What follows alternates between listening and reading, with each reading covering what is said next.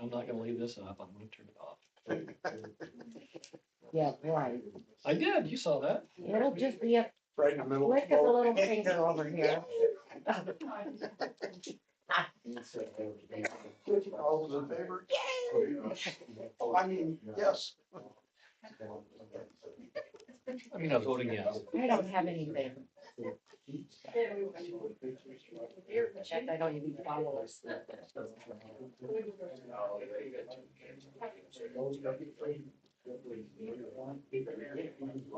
right, Kathy? A long day. Yeah, all right. Oh. Which places? All right. Oh, yeah, you're gonna say that. Yeah. You can have all this.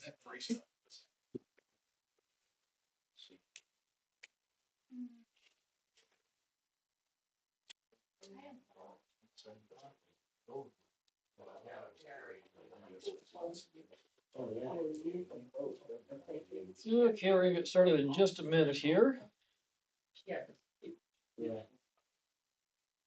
it looks like Mike is running the motion. Yes.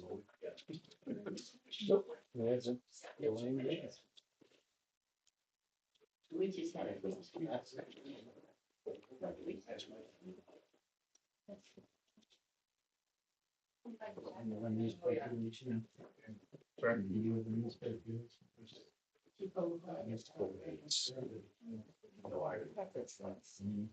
Feel good about that.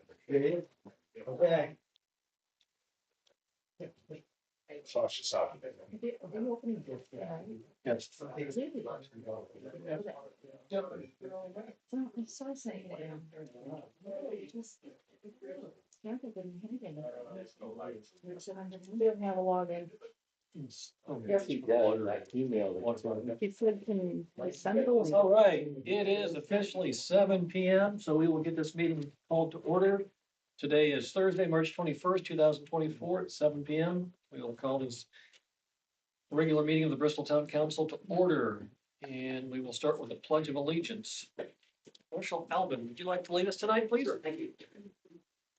I pledge allegiance to the flag of the United States of America and to the republic for which it stands, one nation, under God, indivisible, with liberty and justice for all. Thank you. Move on to roll call. Start to my left. Doug Smith. Here. Dean Renfro. Here. Kathy Burke. Here. Greg Dolsky. Here. Jeff Beachy's here. And start in the back of the room. Fire Chief Nick Cantz. Hey, good evening. Good evening, Nick. Town Marshal Mike Alvin. Here. Town Manager Mike Yoder. Here. Clerk Treasurer Kathy Antonelli. Here. And I believe Legal Counsel Alex Bowman is attending by Zoom, correct? No, he claims he didn't get a link, so I just set it in one again. Okay, well, he'll be on eventually. Well, there he is, right there. Let's just see if he can hear us and see us. Okay, so continuing on with roll call, Alex Bowman, Legal Counsel. He's muted. He's muted. Alex, you have to unmute yourself. Okay, We got him. welcome, Alex. We should give him a mute button when he's in the room. Even when you're not here, Alex, he's picking on you, man, I'm telling you. Yeah, anyway.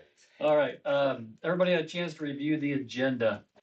Yes. Any corrections, additions, changes of any kind? Nope. Okay, if not, the agenda will stand as published. Next item on the agenda, approval of the previous month's invoices. Everybody had a chance to review the invoices. Yes. Yes. Yes, Is there a motion to approve those invoices? I'll make a motion to approve those invoices. Okay, motion by Greg, I'll second. second by Kathy. Open for discussion. No further discussion. We'll take a vote. Doug Smith, Yes. Dean Renfro, Yes. Kathy Burke, Yes. Greg Tulsky. Yes, And Jeff Beach is yes. Motion carries. Next item, approval of the previous month's minutes. We have meeting minutes from 2/15, February 15th. Already had a chance to review those. yes. For motion to approve those minutes. Everyone, should we approve the minutes for 2:15? Okay, motion by Dean, I'll second. second by Doug, open for discussion. No further discussion, we'll take a vote. Doug Smith, Yes. Dean Renfro, Yes. Patty Burke, Yes. Greg Dolsky, Yes. and Jeff Beechey, yes. Motion carries. I'm gonna jump right into reports. So, Mike, what do you have for us tonight? Well, first up is our main event tonight, opening our bids for our water infrastructure project. So as soon as Kathy's ready to go, we will proceed. Right. In front of you, you should all find, notepad, so to speak. Thank you. Yes. That has a list of all the contractors, their addresses, and the packets that they provided today before the deadline of 4 o'clock. So the first packet is from Phoenix Fabricators and Erectors. They submitted 2 packets. One is an unmarked packet, so I'm not sure what exactly is in it. The second is a contract B packet. So we're gonna open the first.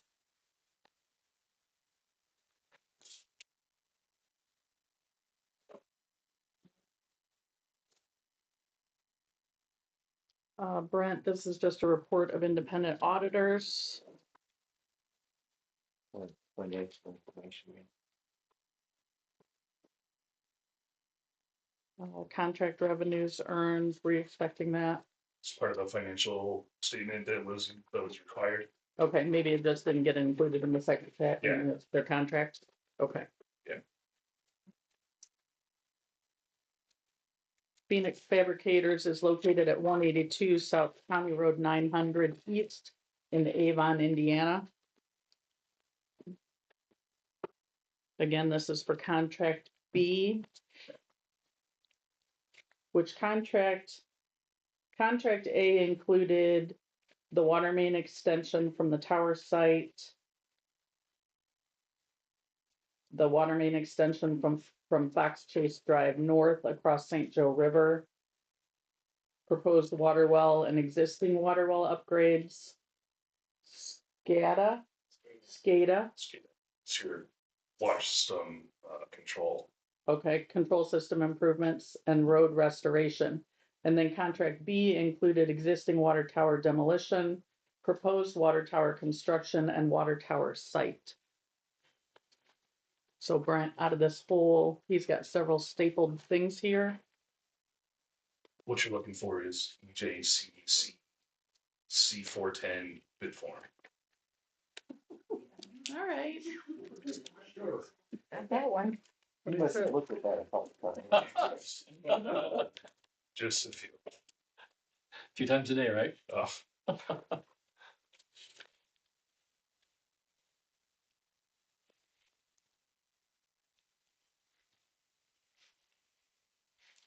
I have a base bid total lump sum bid. Am I looking for something other than that? That should be it. Okay. So their base bid is $5,750,000. That's for contract B. That is for contract B, and that's the second line item on that first. Okay. 750.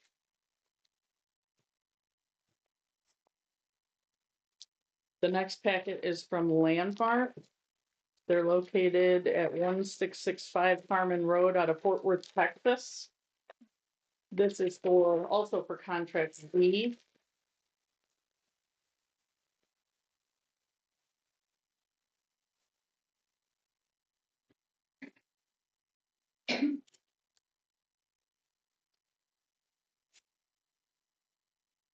They have a total lump sum bid of $6,127,000.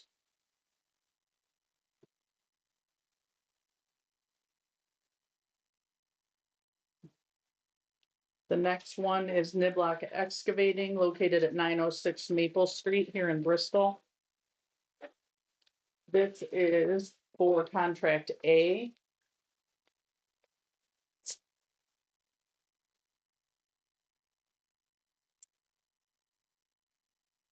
$5,987,307. Right, did you say there's some other options that need to be read or not? It's just this, I think just the total, okay. yeah.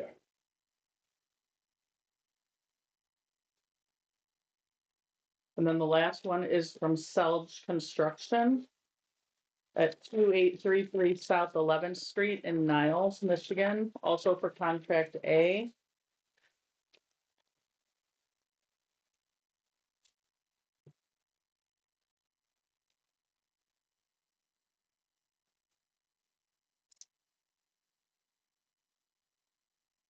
They have a bid alternate total, Brent. Yeah, so then Blurred if you again. keep moving back, there will be the bid summary. Just ignore that, okay. Okay, their bid total is $7,214,790 and Jeff 75 cents. I love it. I love it. They might. Maybe. What's the difference between A and B? So, yeah, Brett, can you remind us again the difference between contract A and contract B? Yeah, so contract A was all of the linear water main work. So that includes the extension from the water tower site over to the existing well 5, then from Fox Chase across the river, and then east on County Road 8 to Swan Street, and then the Stool Street, the downtown water main, and the streetscape improvements. Then the contract I also included all the well improvements. Okay, So there's the well 6 upgrades to wells 3 and 4, and then construction of the new well house and a chemical feed building. Okay. So that was all contract A. Contract B was the proposed water tower and demolition of the existing tower. okay. Okay. So contract B is just the water tower. Correct. Okay, That's a highly specialized project, so yeah, the best approach was to separate those out. okay, good, thank you, appreciate that. So we're looking at the combination of A and B together. Correct. Okay, thank you. So I guess next steps here would be, a motion to confirm bids have been opened and, hand them to JPR for, review and approval, correct? Or review and recommendation. Okay, so is there a motion to acknowledge receipt of the bids and, hand them over to JPR for recommendation? I'll make that motion. Okay, motion by Kathy, I'll second. second by Greg, open for discussion. Just, I guess one question would be, based on the numbers you just saw, where did we come, what do we have projected? Less than we projected. We're under our budget with SRF. Good, Yeah. good. Not as much as we're over on the other thing. We're closing the gap. Closing the gap, yeah. Okay, so under by a lot, a little, I don't know, maybe 3-4 million? Well, we at 15.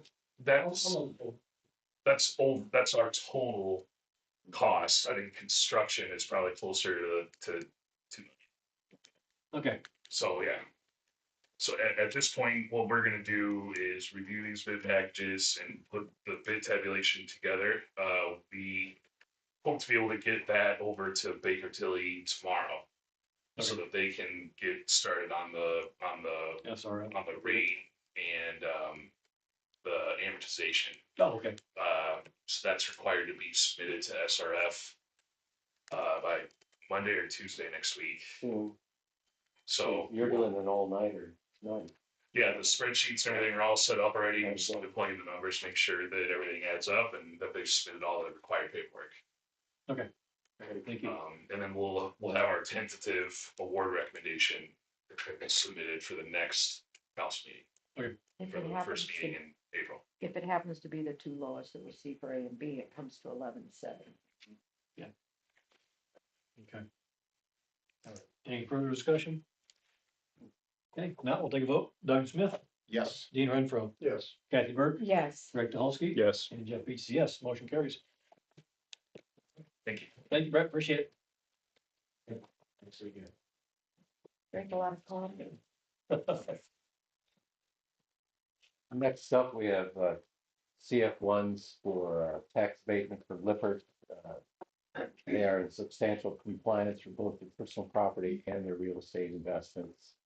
They were last year and they still are this year. So I'd recommend we approve the CF ones for both. Okay.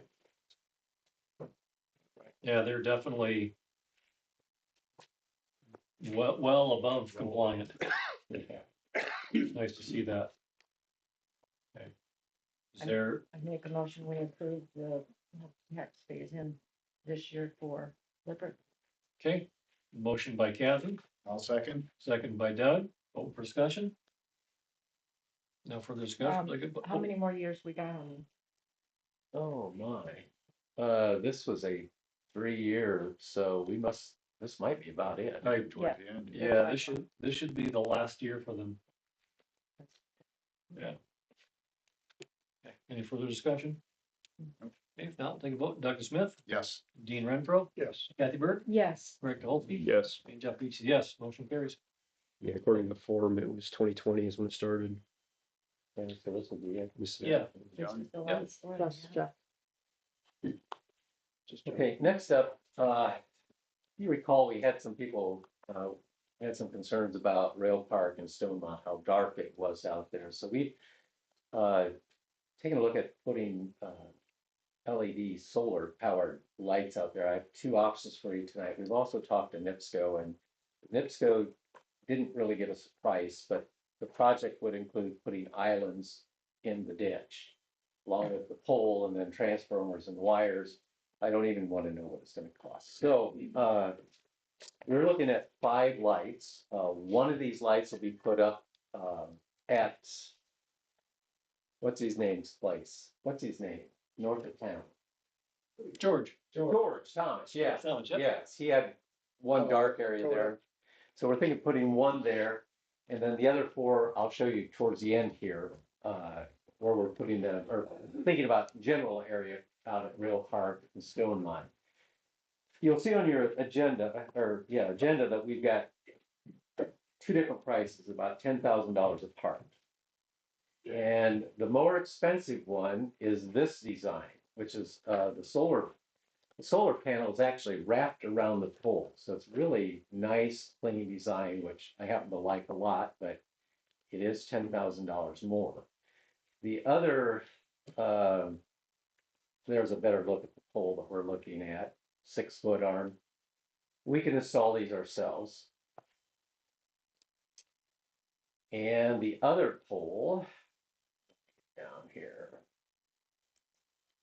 from this company, both of these have, the first one I showed you, the toll road ordered and installed these last year, and they've been working great for the guys over the winter.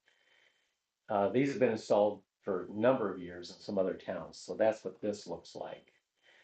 So the panel is on top, and I thought I had a picture of a street. It's not a very good look, but it is $10,000 cheap. Both will function. So I guess the direction I'm looking for from you tonight is, do we go with which pole do you like? They'll be coming out of TIF monies. What are the pros and cons of the $10,000? What are the pros for the $10,000 less, and what are the cons for the $10,000 more? As near as we can tell, the only difference, all the stats are the same. Everything's the same. It's just the location of the solar panel on top. It looks like it looks. The only thing I'd worry about on the solar panel on the pole is the fact, can they be damaged? Can someone hit it or? The other advantage is these are very directional. With the solar panel wrapped around the pole, you get all directions. Yeah. That makes a difference. Does that matter? Just a consideration to also think about, unfortunately, the reality is the hit and runs that we have for our street signs and our poles and all those things that Jill would be happy to discuss, is that the town does unfortunately have to incur those costs when we have a hit and run accident for these types of things. And we just don't know yet what that area is gonna be. The downtown area, we do know, but that area, Yeah. hopefully less. We want to think a little bit about where we locate these poles, just in case we can be cautious. There'll be a cement, we'll be pouring a cement column that these will attach to. And I'm thinking that'll be high enough to at least catch a bump. Yeah. I see your theory. Straightaways around curves and stuff, obviously, if you keep away from that, that's because when they slide off in the ice, that's where they're gonna take them. So they won't be flush mounted like the print shows. No, I think we're gonna bring them up. We'll And- put them off the edge of the road, probably, no, that's a deep ditch on both sides. I think we may go into the bank of the ditch, just to sort of round. And that's a stone, on Stonemont? And, Rail Park. Okay. well, here, I've got the map. What's a warranty? So we're thinking about some, just generally where the curves are at, somehow light those areas. Okay.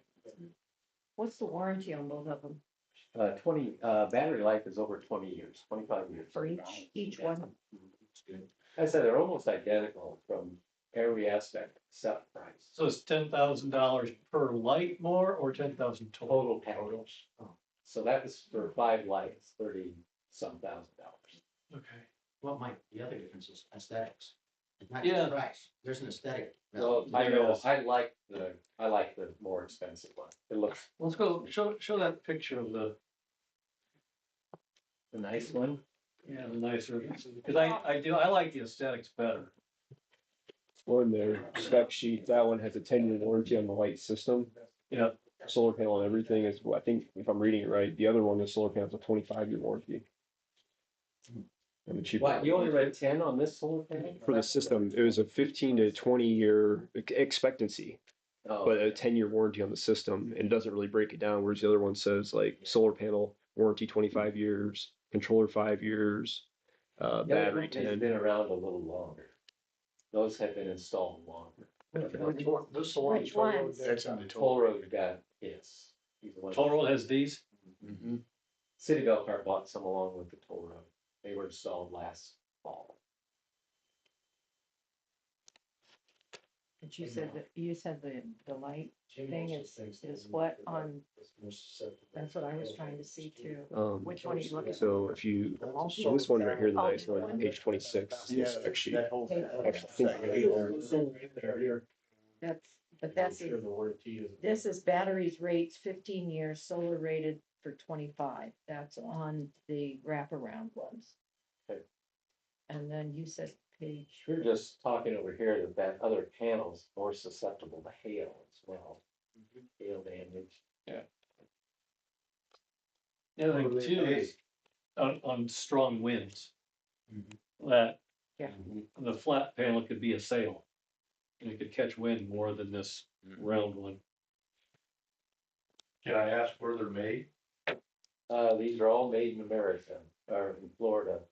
Solar panels are made in Florida, batteries are made in America, total Metairie, Louisiana. Louisiana. That's outside of New Less Orleans. chance of bird droppings on the round than the ones. You know, I used to go through Metairie all the time. and everything too with the flat panel in the winter, you've got snow and ice. That even though it's at an angle, it can still build up and limit the exposure. Not that solar panels do a lot. Well, So which one, if you guys go with the wraparound of the pole, which style are you thinking? The one in the The middle? one that's on the screen right now, One's on the screen. that's the one we're getting. Okay, because this That- one shows it's going out flat and that one's Page got a 28, curve on it. Page 28. We're, I'm on the wrong Page thing. 12. gives us a little bit more height and more No, not on that one. spread of the light. PDF page. Yeah, I gotta pull it here. Oh, lost it again. Both with the same number of lumens. Yes.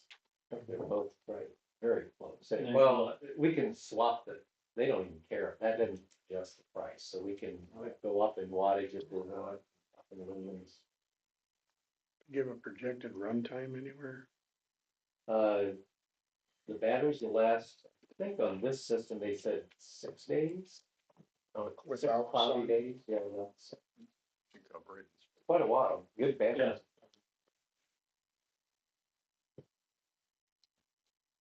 Yeah. I'd be more inclined to go with this one. So are they totally solar? There's no power hooked up to them at all?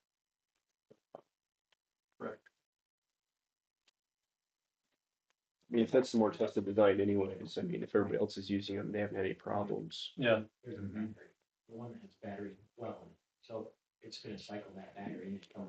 And I'm assuming it's. So- Solar electric power company. I didn't see it, I know the ones. What's that? That, the solar electric with the panel on top, I was just talking to myself. Oh, I was just wondering where they were from. I did not. Mike, that's a heard- question heard that's of actually it. kind of interesting. That one right there, I'm assuming it has a cylindrical battery in the pole that it's charging. Because the other has a box that the solar cell is charging, and then it's running off that one, it doesn't have solar. It's very similar to our sign. okay. I mean, I don't know, but I'm guessing there's a battery. Yes, there is a battery. Cause it has to have a dump. Mike, you were right. It is a 25-year warranty on the solar panels. I found where it breaks it Yeah. down even further. The batteries are 15 years. Overall system time. 25.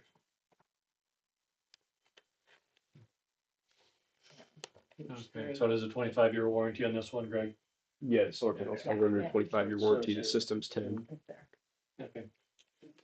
All right, so is there a motion for which option on the lights? Is there a motion to approve this? If so, which? What was the total cost? 38. Uh, 38.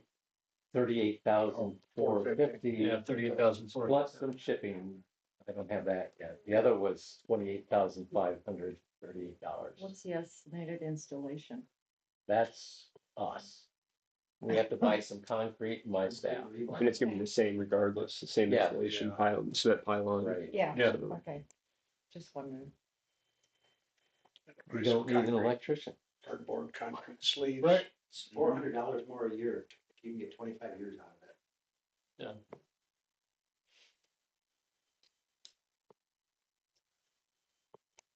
Is there a motion to accept either one of these bids?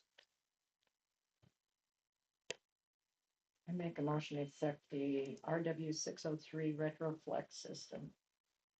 Okay. Motion by Kathy, is there a second?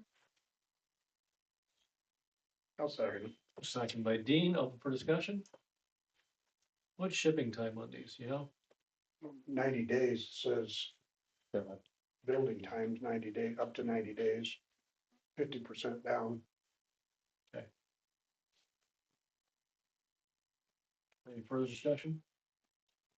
Not, we'll take a vote. Doug Smith, Yes. Dean Renfro, Yes. Kathy Burke, Yes, Greg Dolsky. Yes. And Jeff Beechey, yes. Motion carries. Okay, next, this goes to some of the concerns we had following our public hearings about our inability to easily and adequately communicate with our community. So I ran across this company that makes, we can create our own phone app, smartphone app for the town of Bristol. So people can download an app for our town, which allows us to push out information on public hearings, that we can push out surveys. And we are thinking that people are more likely to use an app, and that almost everybody uses an app of some sort. So this will be free for everybody. And we use TextMyGov right now, but some people have text messages. We use Facebook, and not everybody's on Facebook. So it's an option. We have two options to create. I can for $84 a month, I can create our own app, sort of. I don't know what a dairy farmer app would look like for the town of Bristol, but we could do it. They have templates that we could use, but none for government. So if you want quality, So we're gonna have cows. we go to this format, which is, so, well, it's on your, the difference in cost is something like minimal. $1,000 a year if I do it, and it's, Is that it's more, it's more for the other. Anyway, 3,600. 3,600, there it is, yeah. This is really a slick app. We look through this, but for detours, we can throw up, you can see on this example, we can throw up a map on this app that people can look at. For detours. We can have direct links to our web page so that if we have job postings, we can say on the phone app, they'll get an alert, they'll get a notification, they open the app. And if they're interested, they go to the website, see whatever they want to see. What Jill and I talked about is eliminating TextMyGov. And that'll save us $1,500 a year, and then subscribing for $3,600 a year for this. Unlimited number of users can come online. The other option, some of those we have to be careful. They will only allow up to like 1,000 users to download the app. So on some of those other options, like do build my own. And this one, as you can see, unlimited users, unlimited departments, data storage. You also have to apply for a license to be able to sell these on the App Store for Android and Apple. This takes care of all of that as well. So this is, if you're interested, we'll make those changes and get this up and going. If you'd rather not do it, okay. So the old people with flippers, you know, use it. I know. What's, do you know what the numbers are for TextMyGov? What's the limit for the town? How How many people are using TextMyGov from the town? So it's not very popular. So this option two, the It's GoGov. GoGov Go apps. notify. So this is actually geared towards governmental entities, right? Yes, designed specifically for us. And the App Institute is more, I want to create an app, anybody can do For it, your restaurant, they got one for restaurants, Okay. flower shops. but nothing specific to Nothing for government. government. Okay. So I could use one of the other templates and massage it. So, do we, You To make it work. personally or someone else?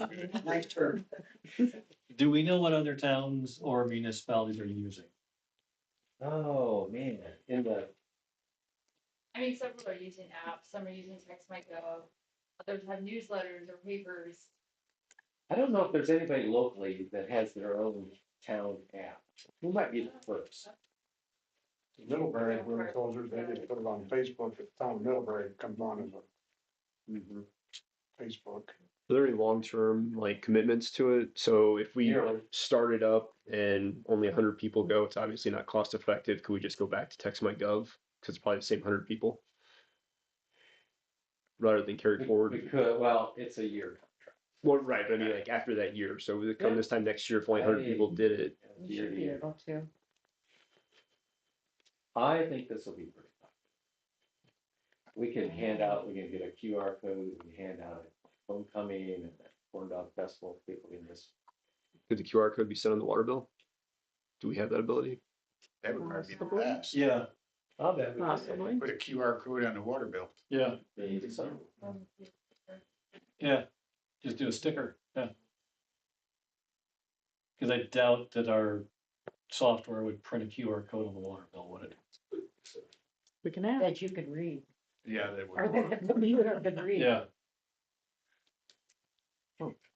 No, I like the GoGov because it's designed for municipalities. So do I, but they better make sure they get your last name spelled right.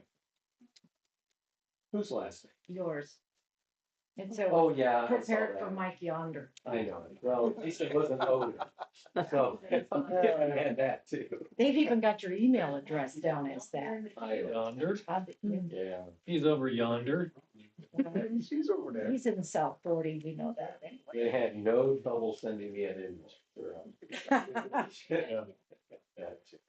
Is this a two-way deal? Can the citizens talk to the town? Yeah. Via that, you can say, my street light's out, or I got a hole in front of my house. Or is it just for the town to go? Street's not plowed, my curb's broke. My trash didn't I get don't picked think up. it's a two-way informational. I I think it's like the Weather Channel where, you know, it basically gives. customers